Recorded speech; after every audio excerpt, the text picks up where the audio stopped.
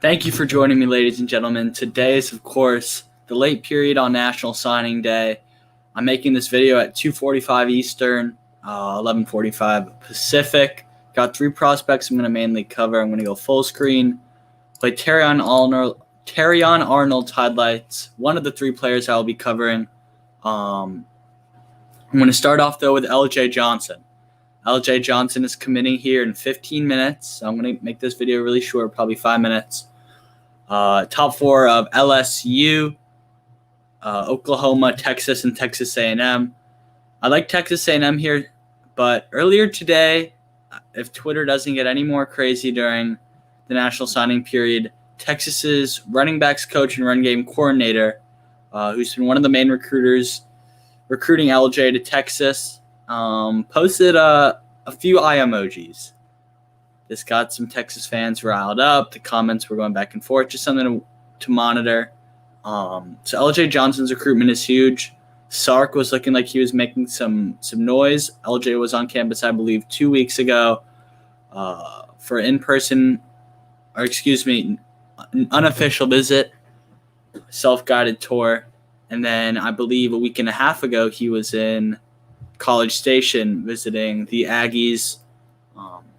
And some thought he was just going to stay there. That's where he was going. The crystal balls were flowing the Aggies' way, whatever day that was, but went back home to the greater Houston area and didn't announce a commitment. So we're here on signing day. It's pretty much a Texas A&M battle.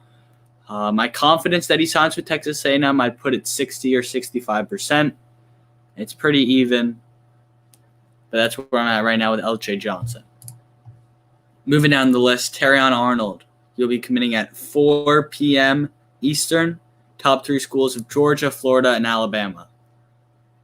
I'm going Bama right now. This can change. This has been changing. 2 days ago, I would say Georgia. Today, I'm saying Bama. A week ago, I would say Florida. It's really all over the place. Nobody really has a clue where Terrion Arnold, who is on screen right now, is going.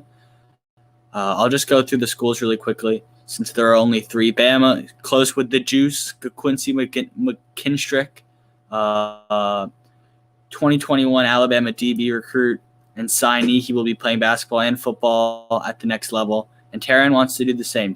Terrion has been recruited heavily by Nate Oates and the Alabama basketball staff.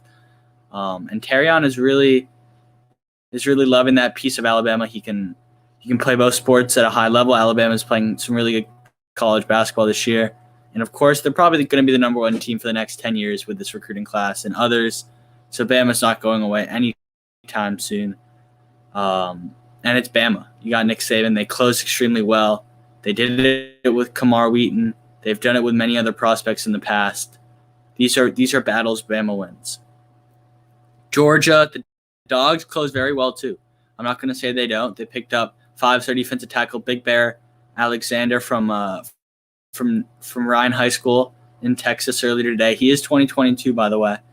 But Georgia's been after him. They lost a lot of DBs to the draft and the portal. So Terrion figures to start right away in Athens, at least get a lot of the playing time. So that's what's looking good about Georgia. And finally, Florida, his hometown team. For people wondering, his dream school growing up was Florida State. It was not Florida. Some people do think it is Florida. No, the Gators were not his dream school. He's been to campus maybe a half dozen times. Went to the LSU game earlier this fall with a bunch of recruits. And he loves the Gators. He's a really big Gator fan. He's been linked to Florida for probably maybe a year now. And in the past few weeks, that has looking like a broken record just on the fact Florida dismissed their DBs and safeties coach. Terrion said that did not have an effect on him, but regardless, it definitely will matter. And yeah, Florida just looks to be fading. They really do. They already signed, I believe, they signed a crazy amount of DBs. Of course, Corey Collier and Jason Marshall, both 5-star DBs, are signed in this class taking classes already in Gainesville. So they kind of filled up. Now, I don't know if Dan Mullen and staff just wanted to do that, but they filled up, and I don't know if they really have space for Terrion. Now, they maybe take a DB or two less. Terrion probably looks at Florida, gets more of an opportunity right away. And that's what I think deep down Terrion wants. He's a star in both sports at his small school in Florida. Pretty much runs to town there. He's a very nice, humble kid, smart kid as well. And he wants to play right away. And in Georgia, at Georgia, you can do that.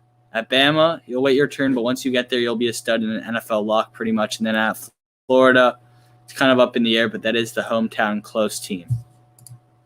Then finally, Tywone Malone. He will be playing two sports in college, baseball and football. Some even say he's a better baseball player than football player. I don't think so. I think he's set on going to the NFL after Division I football if he gets there, of course. Ole Miss, Texas A&M seem to be the two front runners. Florida State's making some noise too, but it's more Texas A&M and Ole Miss. The picks have gone pretty much either way on both the sides' rivals in 247. If I had to guess, I'm picking Ole Miss here. His connection with John Rice Plumlee, the current quarterback at Ole Miss, or backup quarterback. Ole Miss has a bunch of guys playing both sports, similar to Notre Dame, for any Notre Dame fans watching this video. And he's pretty much guaranteed to start day one down there in the trenches against Ole Miss, or for Ole Miss, Lane Kiffin is taking a burden in his recruitment. And the defensive coordinator has done a fabulous job pulling this kid from a Catholic school in New Jersey to Mississippi. Is just a hell of a job. So that's the video, guys. Thank you for watching. I'll maybe make another one in the next few days, recapping National Signing Day in this 2021 Notre Dame class.